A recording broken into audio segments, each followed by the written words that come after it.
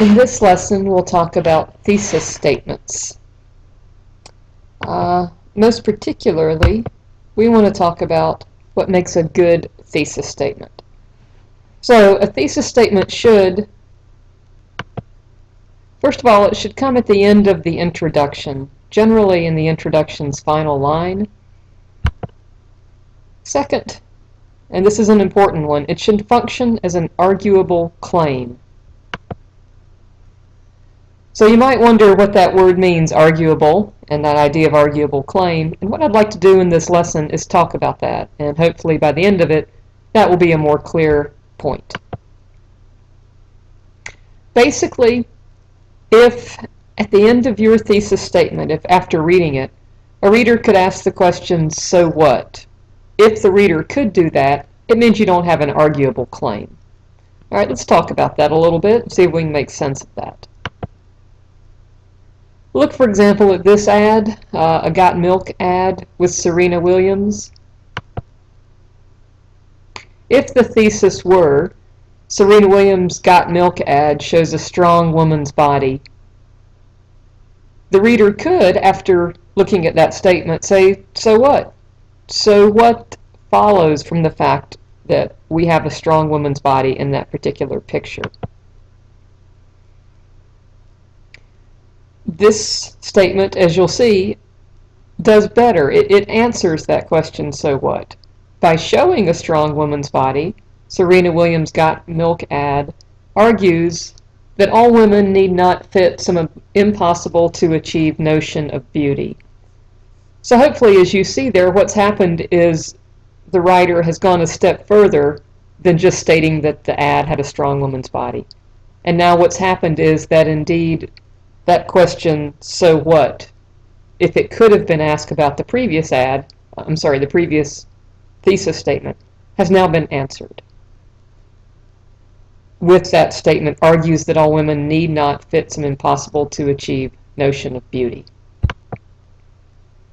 Let's look at this again, just to make sure it makes sense, with 3 ads, all of which were print ads for Nike. They're all famous ads. And here they are on your screen. If the thesis were something like Nike ads, clearly that's not enough. That does indeed still leave the question, so what, out there. And even if it were the second sentence, which is better, but still not quite right, not quite enough. If it were this sentence, many people respond to the energy in Nike ads. Still, the reader could say, so what? So what happens when people respond to the energy in Nike ads? Let's look at this one. And hopefully what you'll see is that this does indeed answer that question, so what? Despite their high-tech special effects, today's high-energy Nike ads, there we have that idea from the prior statement, do not convey the love of sport as did ads from earlier eras. All glitz and no substance, these ads are created for the weekend athlete, the wannabe. And what's happening in this sentence that you see on your screen, which is by far the better sentence, is that, I should say by far the better thesis statement, is that indeed this question, so what, has been answered. The writer has provided information that could follow upon the basic statement of Nike ads have energy.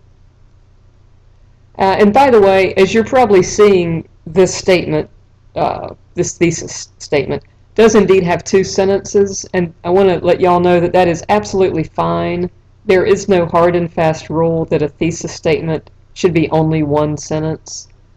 That's fine to use 2 if you would like, perhaps even 3, but make sure you don't get wordy with it or anything like that. Okay, and now let's see. Let's do this one more time. Last one here. Here is an ad for. It's for a text actually on single fatherhood, and the text is called "Doing the Best I Can: Fatherhood in the Inner City." All right, let's look at possible thesis statements regarding this text. The "Doing the Best I Can" ad is great. That doesn't That doesn't make a claim, it doesn't say so what, it's just kind of a general review-like statement, which is something we don't want to do.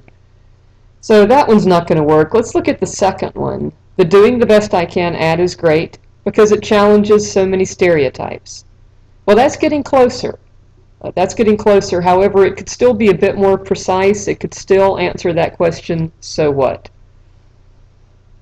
And the third one will indeed answer that question. The success of the doing the best I can ad comes from subtle challenges to both gendered and racial stereotypes, thus establishing the ad's male figure as a newly constructed model man.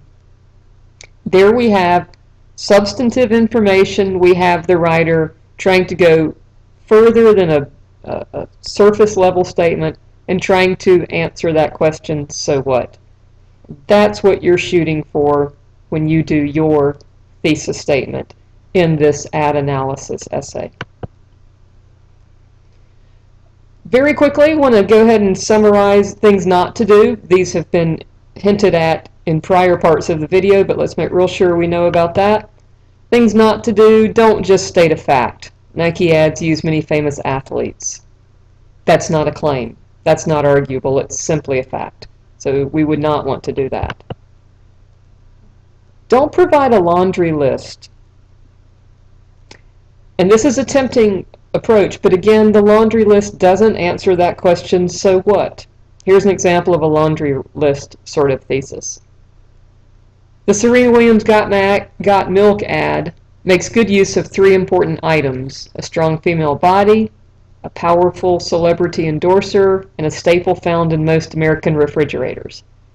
Now, what is good about that is it's organized, it's precise, it's a fine start, yet it still doesn't answer that question, so what? The reader could still say, so what follows, because the ad makes, quote, good use of three important items. So again, the task is to push a little bit beyond the simple statement.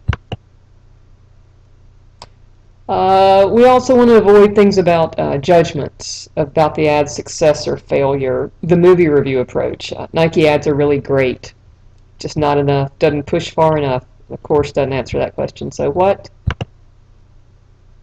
And then last one, if you do indeed find a cultural code in your ad, again, want to push beyond simply stating that there is a code there. You want to kind of go, again, once again, to that question, so what?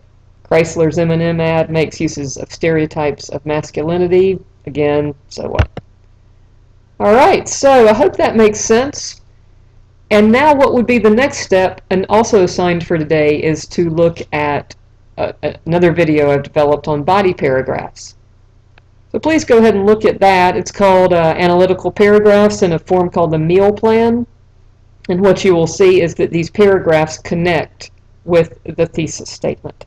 So that would be the next step. Good luck with it, and I will see you all later.